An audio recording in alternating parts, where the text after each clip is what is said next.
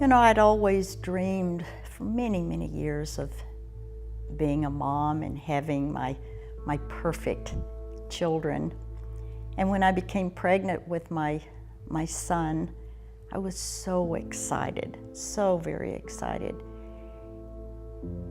And then my son came early. My son was born early. He was born very prematurely.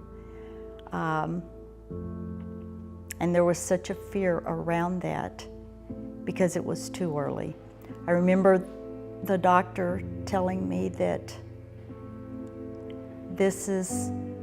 my son had hyaline membrane disease and this is what killed the Kennedy baby.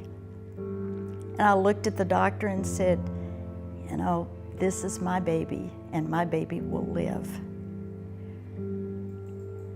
Jeffrey came into this world really fighting for his life. He was given no chance to live, medically speaking. His lungs collapsed twice. He was put on a breathing machine. And during this time, there was such fear, and at the same time, there was such strength, because I knew that I just somehow knew that my baby would live. And 7 weeks later, I was able to bring him home from the hospital. Was he perfect? In my eyes, absolutely. He is perfect. In the public's eyes, unfortunately, there's a lot of judgment that goes on. My son was born with cerebral palsy as well as other physical conditions.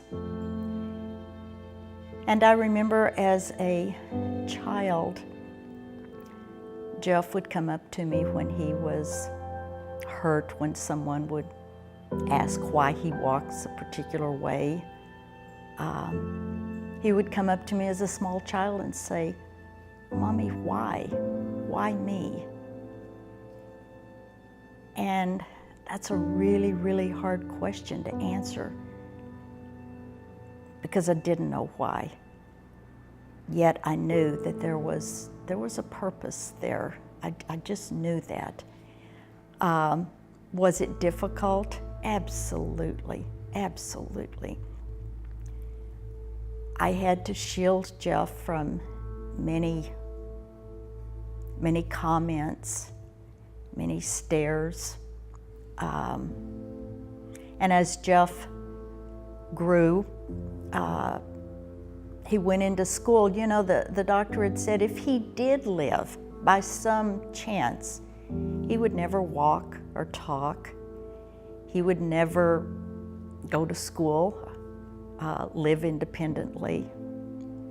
I just don't believe in the word no.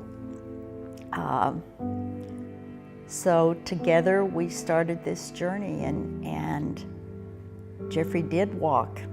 He did talk. He graduated from a university in California, and Jeff currently lives independently in his home. Does he have challenges? Absolutely, absolutely. In school, as Jeff continued to get a little older, he really experienced severe bullying.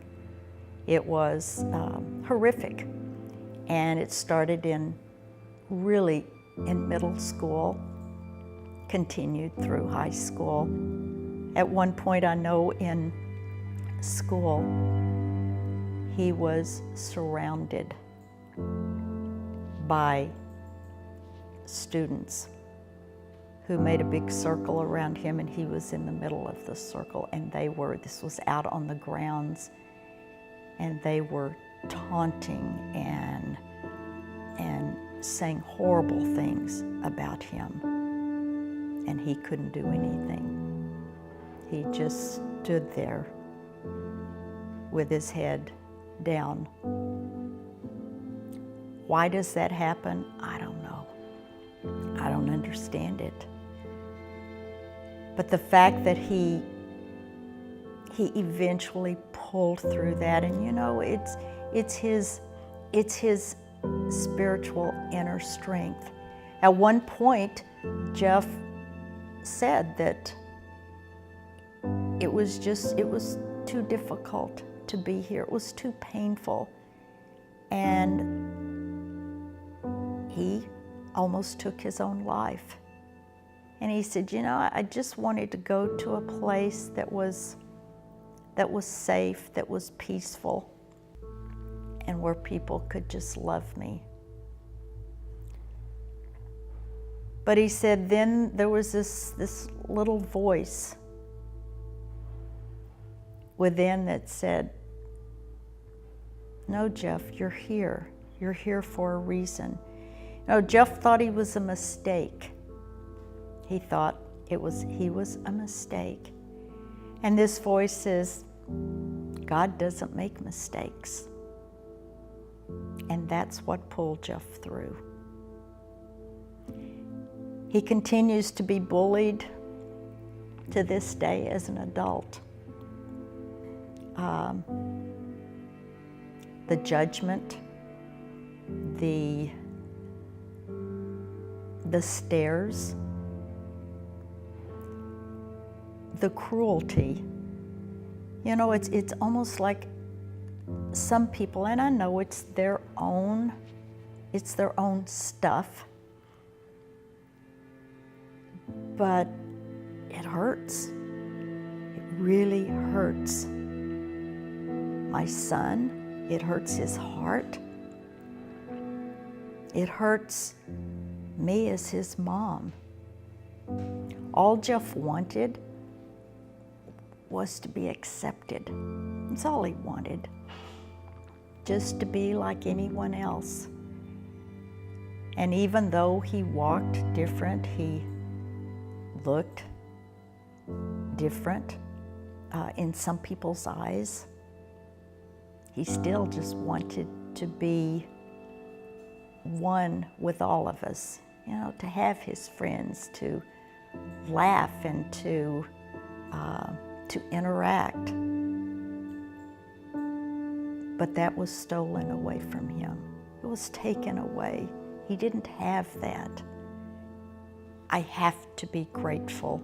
I have to believe that there's something so much bigger than just my son going through the hurt and the heartache. You know, when I see his tears,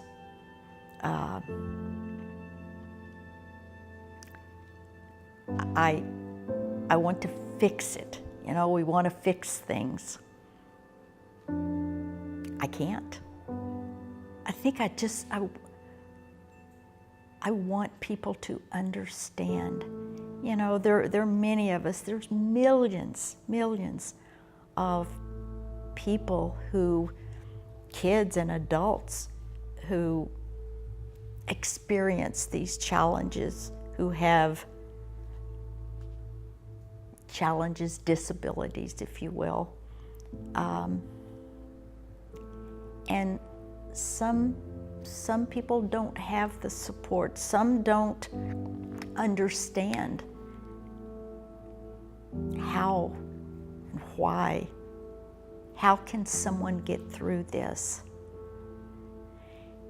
And so I have to keep telling myself, and I've done this from the beginning, that there's a reason, there's a purpose for this. And while it would be so much easier if I just knew what it was, if I knew that the big purpose, then everything that we were going through along the way, okay, that's a reason.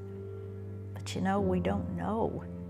And so we just have to trust and kind of blindly go through. And that's when we ask for help.